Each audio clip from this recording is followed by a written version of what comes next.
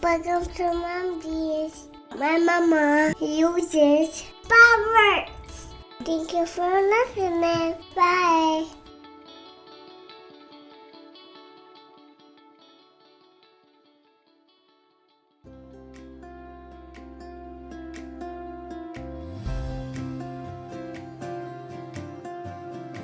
Finding the right jeans is hard. Accepting your jeans is even harder. Whether you wear boyfriend or bootcut, high-rise or low-rise, this podcast will teach you to love the jeans you're in. I'm Rachel. And I'm Tina, and we're going to use modern research to bust diet myths and get real about body after baby.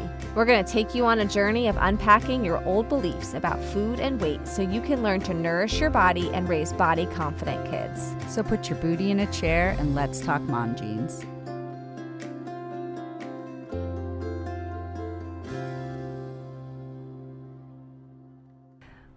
Welcome back to Mom Jeans. Today we are busting a fantastic myth about how pervasive the beauty industry is and how it can impact our relationship with our bodies and our self-worth. We do a lot of episodes on busting myths about diets or food rules, but what about all those fancy words like wellness industry but it's a lifestyle change? So this week we're digging in and we are busting the myth that, drum roll, we are not selling beauty products, we're selling a lifestyle change. Your voice scares me when you do that. That's how people talk when they talk about this stuff. Oh, gosh.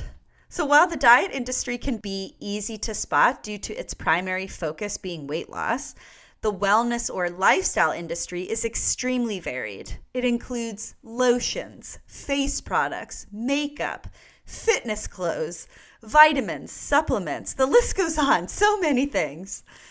It seems more and more that people are joining MLM companies with the underlying messaging that using their products will buy you a level of health and well-being. Right?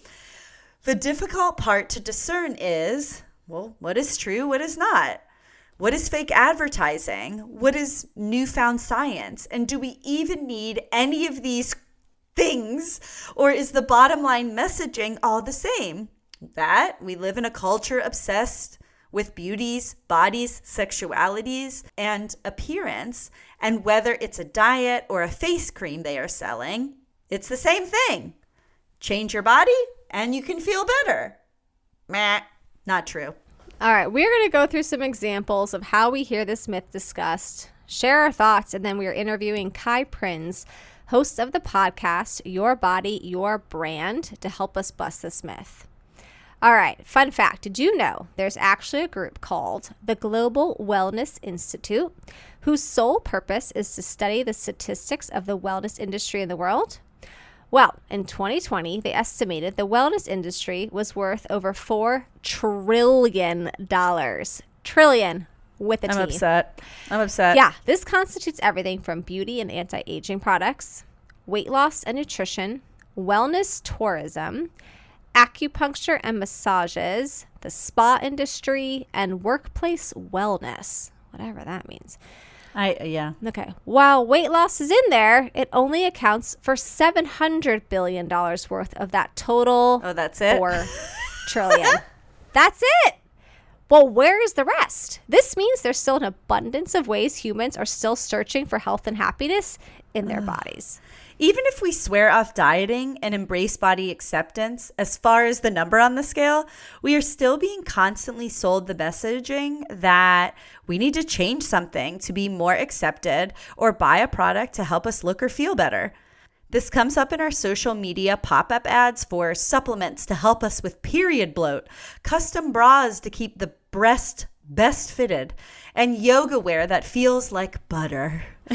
We also get sold anti-aging lotions, peels, masks, creams, and Botox. We are sold haircuts, dyes, plugs, extensions, sprays, wands, curlers, straighteners, and more. We are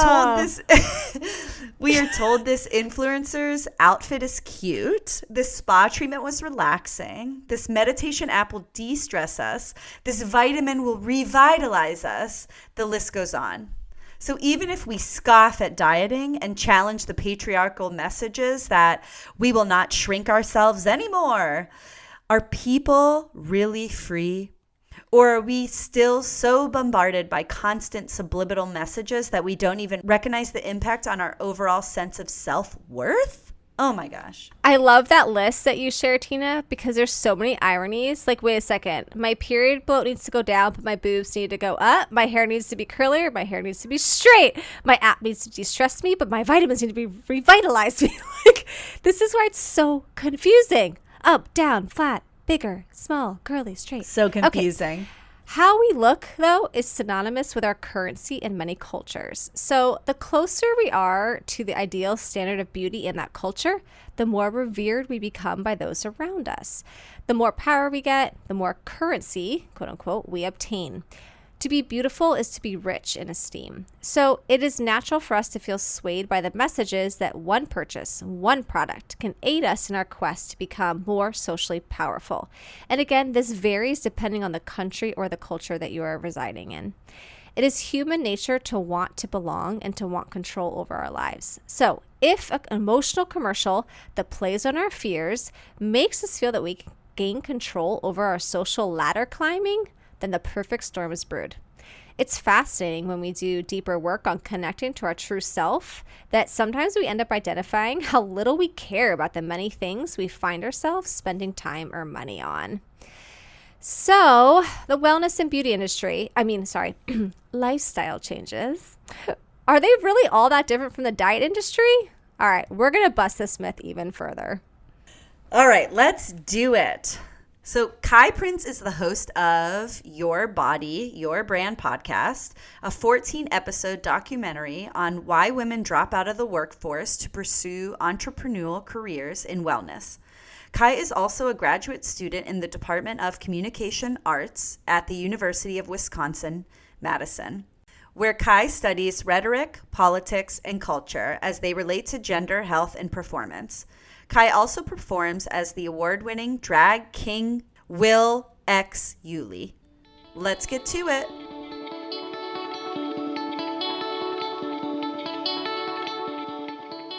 All right, well, today we are welcoming Kai Prins to help us unpack the complexity of the beauty industry. A lot of our episodes and our mission in our podcast is to take a critical lens to the diet industry and look at how the diet industry has actually hijacked anti-diet lingo of lifestyle change and wellness to sell their diet products. But we sort of feel like the beauty industry has done something similar by hijacking body positivity and female empowerment. So we really wanted to bring on someone who has done a ton of research on this topic to help us unpack the beauty myths. So thank you so much for joining us on our podcast today. Yeah, thank you so much for having me. Could you share with our listeners who you are and why you're passionate about busting this myth?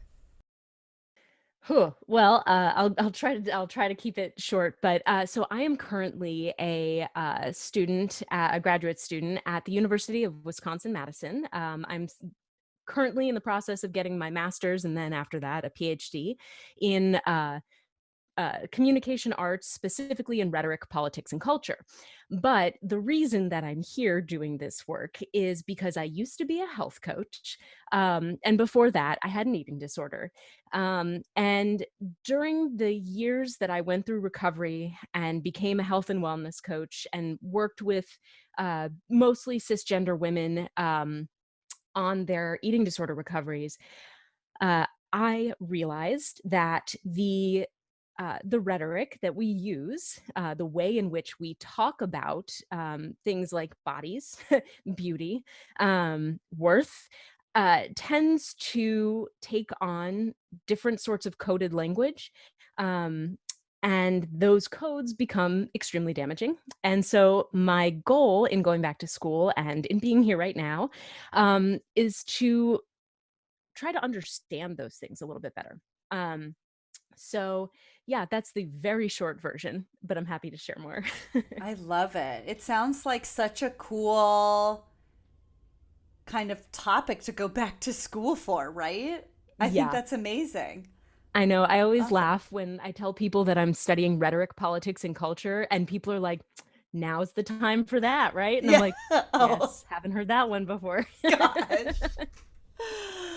Oh my gosh. Well, awesome. Well, we appreciate you coming on. Thank you for going back to school and learning to help others correct, I guess. And I think it's so interesting. We have so many individuals that we've interviewed that it's like, oh yes, I've struggled with an eating disorder in the past. I've entered in recovery, but in that interim, I was a health coach, I was a beach body coach, I was whatever coach, not really recognizing that I was not fully there yet, right? And I Oh, yeah. think that in everyone's journey, like there's certain times where I'm looking back as a dietitian and being like, ooh, I wasn't fully where I'm at today, right? And so I just want to support everyone out there. We're all learning, we're all growing. Let's just be open and admit that we don't know everything, and that part of the process is really about just taking in that education and course correcting, right? So. Yeah. Well, and it's difficult too. And one of the reasons, so I did a podcast called Your Body, Your Brand, which is a documentary style podcast. Thank you. But one of the reasons that I did that is specifically for what you just brought up, because I know that while I was going through my process of eating disorder recovery, becoming a coach, I was learning out loud. But in order to become a wellness influencer of any kind, you also have to be positioning yourself as an expert at all times.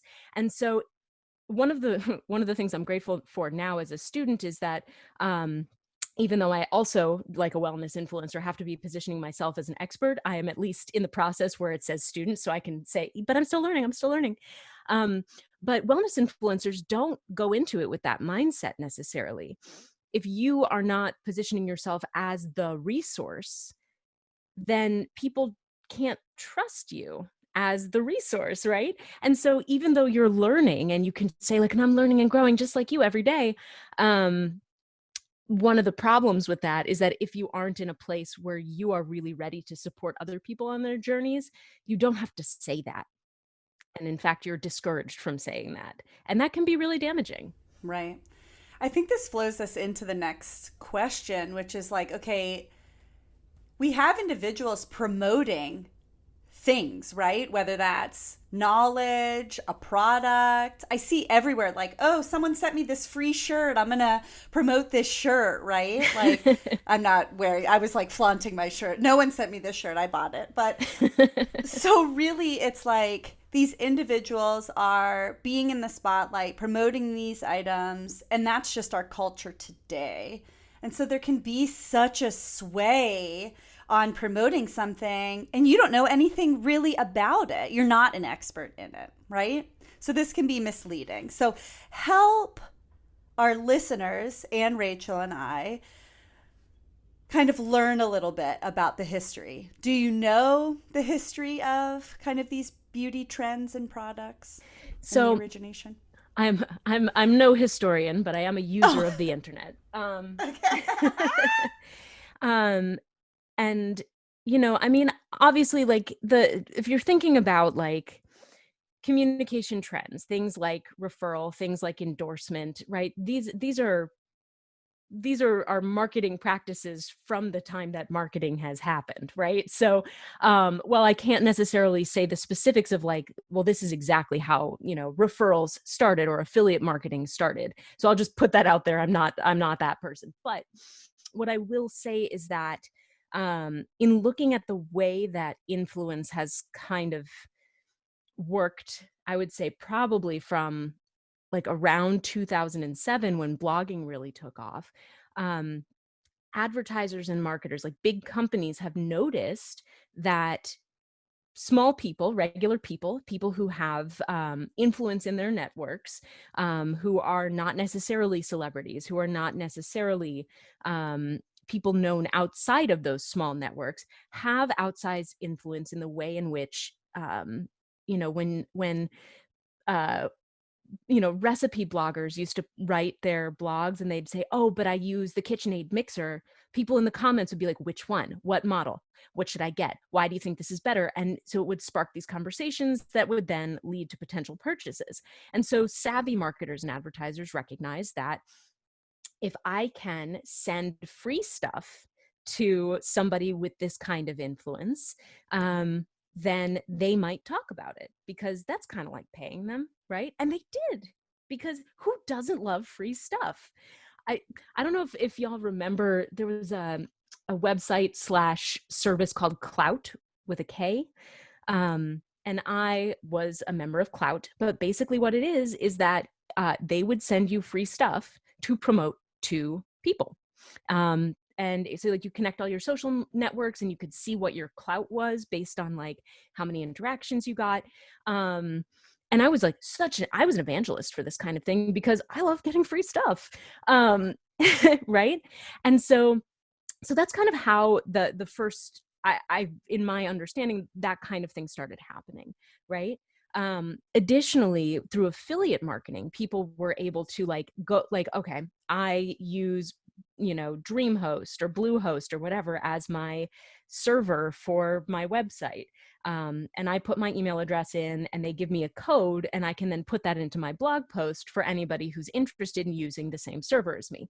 So then you can also get, money taken off your next month, or, certain rewards from the companies for promoting affiliate codes. So basically this started to become built into the language of marketing.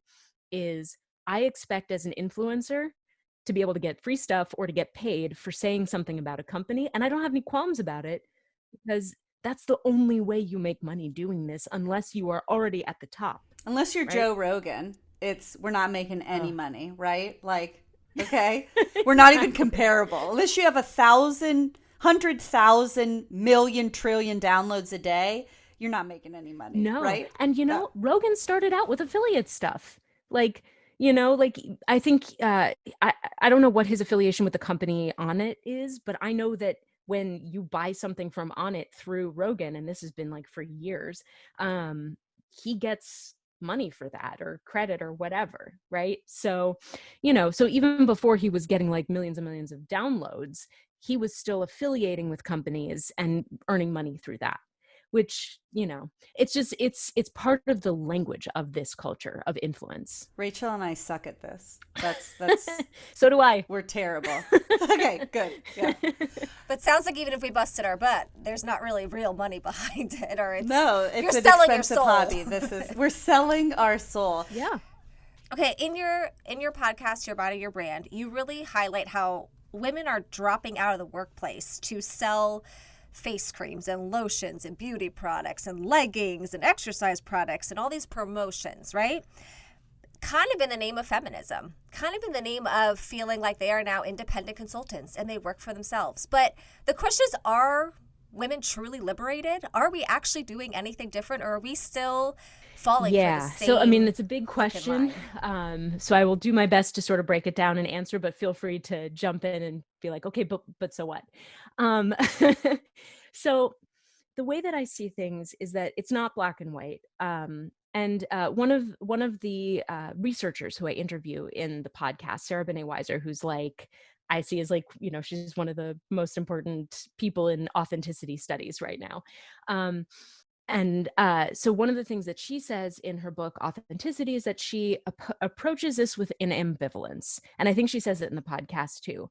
And so I take that as my cue to be ambivalent as well, specifically because it's really easy especially on the internet and on like a podcast, to be like, this is just unequivocally bad or like unequivocally good. And there's nothing outside of this black and white view of the world, right?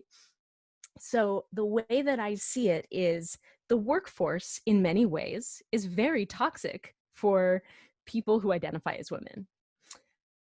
Entrepreneurship in the model in which it exists in our like wellness influencer, beauty influencer world is also incredibly toxic for people who identify as women. Turns out the whole system, it's kind of bad. So I just want to lay my ambivalence on the table, because I dropped out of the workforce. I quit. I rage quit. I had a nervous breakdown. And I had to freelance for a year because it was so bad. At the same time, during that year, that nervous breakdown didn't just go away because I was suddenly a freelancer trying to like work on a podcast and make money doing this, right? It involved like fears about not being able to afford health insurance, not being able to pay my individual, 13% tax rate or whatever. It involved fear that I wouldn't get more jobs. It involved fear of not having enough influence. And so that also wasn't great for my mental or physical health. So I just, want to make sure that that's very clear that it's not black and white. That being said, I do think that wellness influence, beauty influence it's sort of, it's created this sort of like mythical ideal of like what it could be. And another one of the researchers I talk to in my podcast has a book called Not Getting Paid to Do What You Love, Brooke Aaron Duffy, which is specifically about this idea that women drop out because they want to become influencers, but the work of being an influencer is largely unpaid. And so there's a lot of self-delusion that goes into, you basically have to not believe in failure in order for this to work. And even then it might not. And there's still this element of insecurity as far as how we are presenting ourselves in this line of work, because now I have to take the perfect picture with the perfect filter or present myself perfectly or have the right group of friends who will come over and sip wine in my backyard and buy my face creams. So there's still this focus on me and how I look and how I present myself that still feels like it's sucked into all of this messaging. Yeah. So you touch on the sort of like individual like me-ness of this sort of like this self-focus. It's a big deal. I'm trying to write a paper about this right now, so my brain is thinking through the like, how do I talk about this? Okay. So, when we think about feminism, the way that we think about feminism online, right, it tends to be about like individual empowerment. And if I, who identifies as a cisgender female, am empowered, then feminism happened. That was a feminism. I did it. Right?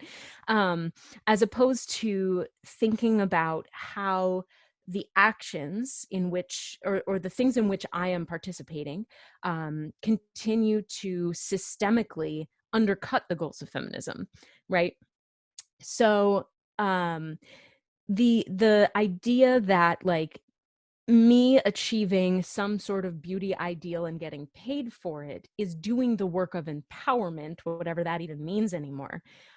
While that might contribute to my own financial and maybe social capital, right? Like my bottom line goes up a tiny bit, that doesn't actually do the work of contributing to change. It tends to be, it's not narcissistic in the clinical sense, right? It's narcissistic in the sort of like colloquial sense, right? This intense focus on the self. And it's encouraged by this sort of constantly visible and visual influential culture. I'm having so many thoughts that I'm like, okay, how do I organize this? Because, well, I'm feeling literally I'm having a reaction because it's like part of my profession and my passion is to guide people how to truly accept themselves, right? And if that means that you are totally into this influencer because they sell the best makeup and you love doing your own makeup because it makes you feel good, it's part of your style, your funk, whatever, have at it, right? But if you are following these people to constantly change yourself because you never feel like you're enough, that's the part of me that is angry about this, right? And now I need to Yes. point out my privileges. Like, I am able-bodied. I am a cisgender white woman who has beauty privilege. Like, I don't wear makeup and you can't necessarily tell. Like, I don't feel like I have to do those things. It's also not part of my personality, and I don't even know how to put on makeup, but that's a privilege, right? Like, and so for those that are sitting in the space with lack of those privileges, that's the part that angers me, of like, people are manipulating others into thinking that you are never going to be good enough, so you have to constantly be changing yourself or seeking that change. Yeah. Yeah. And, and I think your anger is extremely valid. And I think that's partially like what a lot of influencer studies in the feminist space are focused on, is this, like, one of the things that upsets me, especially when you try to have a conversation about this with people who are engaging in these kinds of behaviors, is that they say, well, I'm not being manipulated and I'm not manipulating other people. I am not explicitly engaging in the act of manipulation. I do it because I love it, right? You think about diets, right? When people say it's not a diet, it's a lifestyle, right? They're not saying it, I think, largely because they are maliciously trying to manipulate people into believing something bad about themselves, or into engaging in eating disordered behaviors, for example.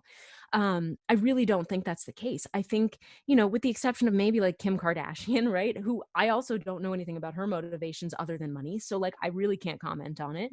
I think a lot of people really just believe that, the influence that they consume and the influence they create are because it's something they do like, or something that helps them, or something that helps others. And so it becomes really difficult to have a conversation with somebody who doesn't see the mechanisms of influence happening, or who denies the reality of them because it conflicts with their desire, which is a desire that is socially manufactured. How do you have that conversation? That's Totally what I'm hoping to figure I out. don't think people realize how quick people get attached, right, to them in their life. Like, I don't really go on social media personally that much. It's all for the job, right? But when I do go on, it's like I follow pretty much 2 people. That's the only 2 people where I'm looking at their stories, okay? One is an individual that lives on a farm and basically just lives off the land. 2, it's like a zero waste human. And I'm like, okay, I just go on and love them, and they'll post something. I'm like, oh, maybe I should look into that. And then I'm like, no, I will not, right? But like, it's so easily latched in, where I'm like, I don't even know you. And I'm like, oh, look at her. Look what she's posted. What the hell is happening? It's you get parasocial sucked relationships. in. I don't even know this person. She's my BFF. Yeah. No. Well, but so, I mean, that's a super, it's an important thing to point out. This is why micro influencers are so important to the ecosystem of influence, right? Obviously, with celebrities, people develop these parasocial relationships with them. They feel like they have ownership of them. They feel like they're a part of their lives.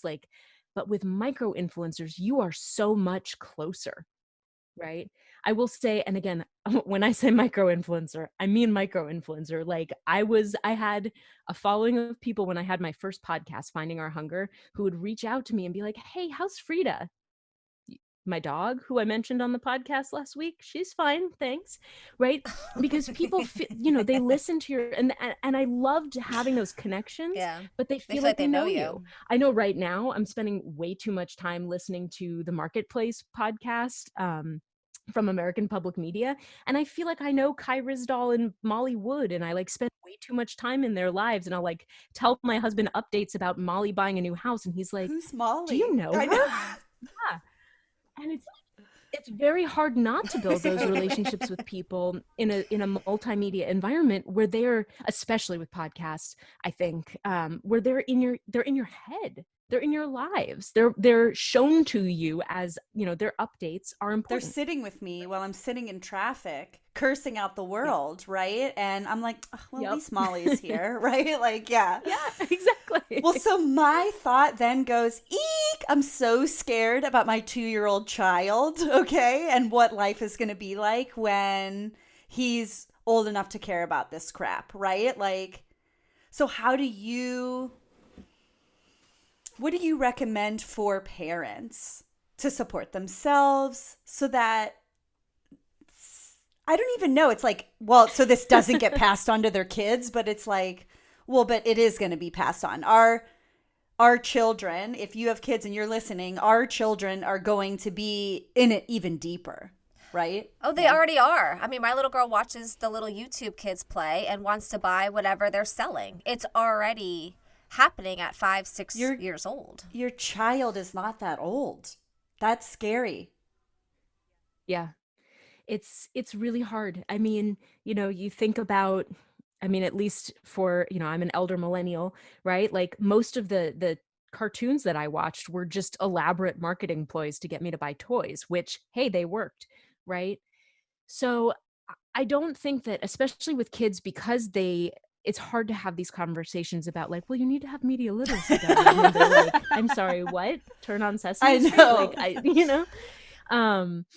So I do think though that it starts with you having awareness and being able to articulate in a sort of like safe and consistent way, like asking, well, what makes you want to buy that? Right?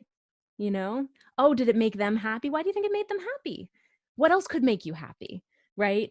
Being able to ask questions and involve your children in decision making. So you're not lecturing them on like, you must have awareness about marketing, but rather being able to say, oh, what made you want to do that? Oh, you saw it on the TV show? What other things have you seen on a TV show? Right? And then saying, okay, well, could we maybe make something? Could we make up our own? Can we have our imagination? So that they start thinking outside of influence. I don't think we're fully going to get them off YouTube or, get tweens away from TikTok, or even me. I'm on TikTok now. It's fine. Oh boy. But like, yeah. But like, I think it starts with being able to interrogate your own biases, your own triggers, if you will, like purchasing triggers, and sort of say to yourself, okay, well, I saw this thing, right? I've decided I really want to be like, go live on a farm and be zero waste, which, okay, so what makes me want to do that? Is it because I am going to have a perfect life like this person who posts pretty pictures? Have I thought about composting and what's involved in that? Do I like worms? How much do I want to do the laundry in a bucket because I have to reuse this towel when I know that my children are going to continue to make messes? So like being able to have those conversations with yourself first might then give you some insight into how to have those conversations with your children. I know that the impulse is to be like, okay, but I want the thing that's going to get them off YouTube. And I don't know if that's going to happen, right? Like or at least get them unhooked from the influence of these sorts of things. And I until somebody pulls a plug on the internet, I think we're all kind of stuck. Totally. I think Yeah. you bring up a really good point of doing that self-reflection, because really what we're buying into is, will this up my currency in the society? And so I think that is also the message that our children are considering. Our children are wondering, like, to your point, will I feel better? Will I feel happier? Will this be more fun for me? And so if we can do some of that self-reflection of, who am I? What are my values? What do I want? So that I'm not tempted to be sold something that kind of bamboozles me into thinking this will make me happier, so that I can have some of that own self-reflection and then have some of those conversations with the kids. I know it's already happening around our dinner table even. My daughter will be like, well, these two girls on YouTube, well, so-and-so and so-and-so. And my husband will be like, hold on, pause. Are these your friends at school or are these YouTube girls? Because I want you to talk about them differently if they're your actual friends at school. because you don't know them. That's So great. don't act like Yeah. you do. and Right. whatever they're selling, and so I try to tell them what they're selling you right now, they don't even realize they're selling it. Oh, they're playing with this toy. And I said, they're going to make money if you buy that, honey. If you press that button, they will make money. So they're pretending the toy is extra fun so that you buy it and that they will make money. And the kids are kind of like, oh. I'm like, I don't mean to like pop your bubbles here, children. But we're not buying that overpriced plastic toy. Okay. Right. Yeah. And, and also thinking about too, the social capital that comes from buying the toy because your friends also bought the toy, right?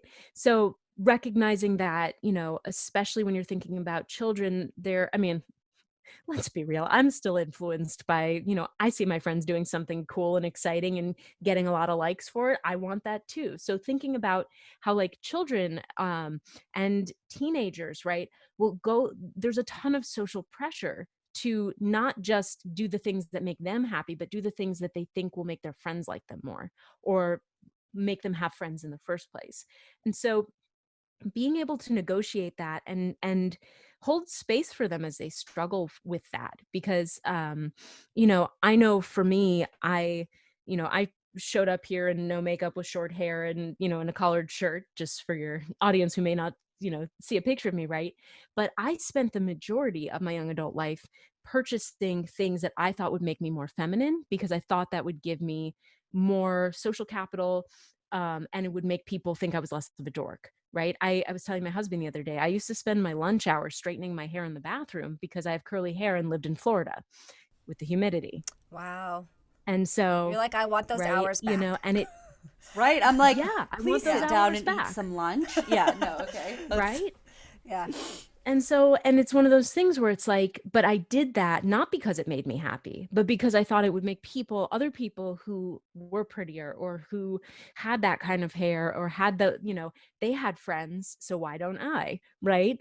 And so being able to hold space for kids as they negotiate that, I think is really important, because especially with how visual our culture is now, the pressure is going to be on showing the best version of yourself at all times. And that's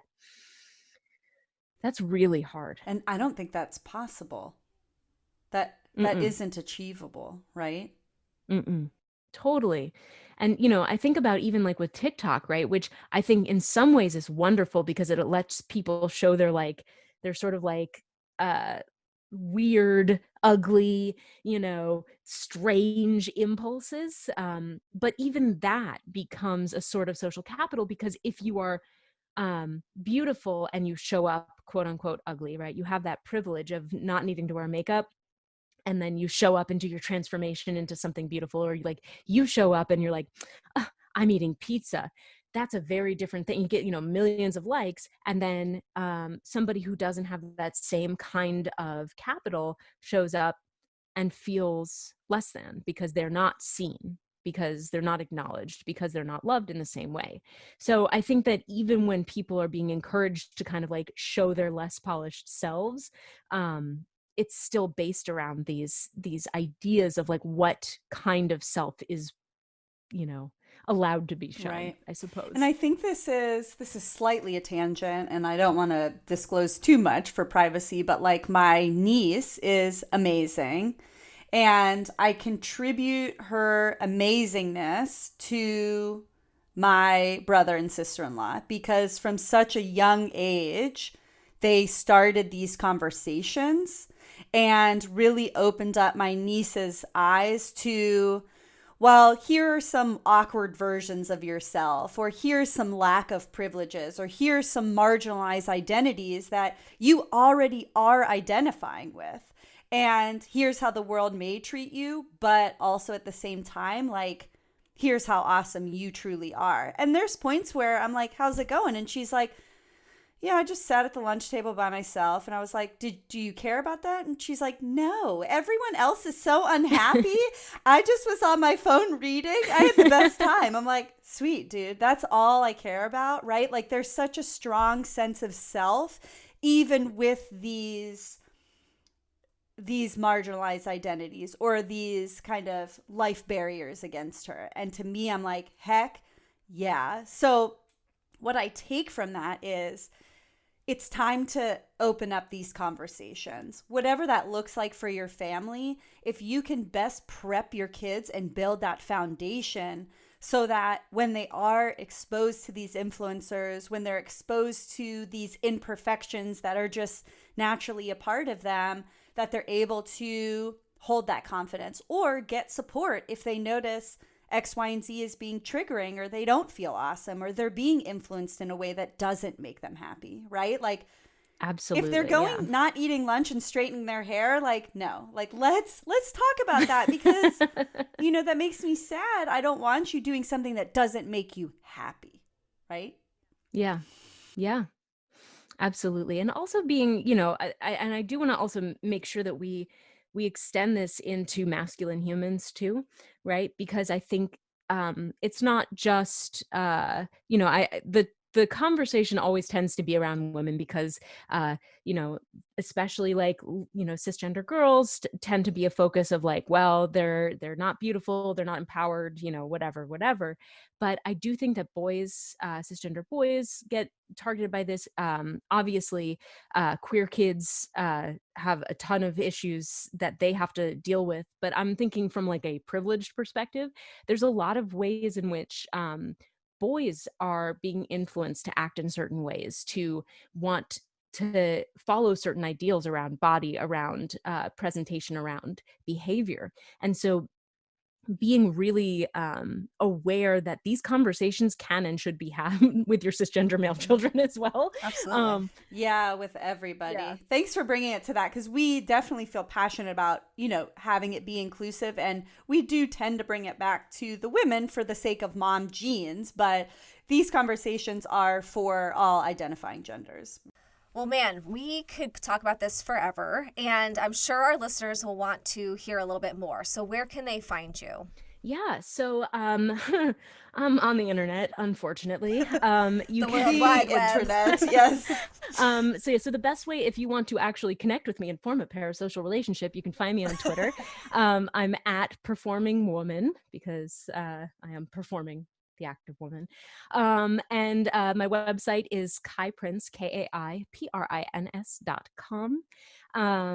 And if you want to listen to my podcast, I worked real hard on it. It's it's bodybrandpod.com, or Your Body, Your Brand, if you search for me on any of your podcasting apps. Awesome. And it's fabulous. Please check it out. Yes.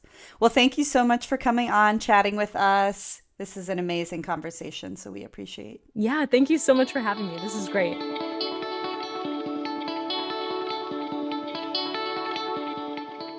That is a wrap on this episode of the Mythbusters series, and we hope this information provides you with a more critical lens when you hear mainstream diet culture messaging. Please reach out to the person interviewed to connect with them in the ways they listed, or you can check out our social media pages at Mom Jeans the Podcast for details on the episode and to find our guests' information. And if you love the episode, please leave us a rating and review on iTunes and recommend this episode to a friend. Sending you the inner strength to accept your jeans with a G and wear the jeans with a J. Bye. This episode of Mom Jeans was produced and edited by Rachel Coleman and Tina LeBoy. Just a reminder, this episode is not a substitute for therapeutic counsel or nutrition advice. Thank you to Jerry DePizzo for the music production. You can find episode information and show notes at www.momjeansthepodcast.com. Follow us on Instagram at Mom Jeans the Podcast, and join the Mom Jeans the Podcast Facebook group to find a community of mamas learning to love their bodies and discussing the episodes. Thank you. Thanks for listening to Mom Jeans. See you next time.